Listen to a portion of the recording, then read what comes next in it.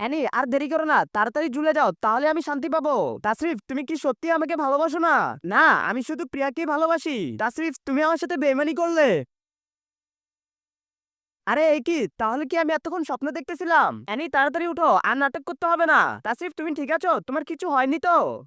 ছাড়ো আমাকে, আর তাড়াতাড়ি এটাতে সাইন করো, আমি তোমার থেকে ডিভোর্স চাই। তাসরিফ আসো, আমি তোমার জন্য কফি নিয়ে এসেছি। ও আচ্ছা, এটাই তাহলে প্রিয়া, যার জন্য তাসরিফ আমার কাছ থেকে ডিভোর্স চাচ্ছে।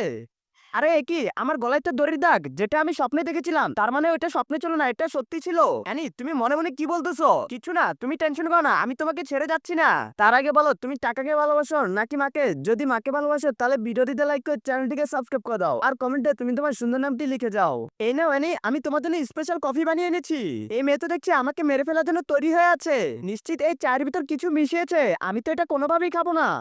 দেখো তাসরিফ, অ্যানি ইচ্ছা করে আমার হাতে চা ফেলে আমার হাতটা পুড়তে চাচ্ছে। আরে মিথ্যা কথা কম বলো, আমি তো এখনো চায়ের কাপে হাতই লাগাইনি। খতম।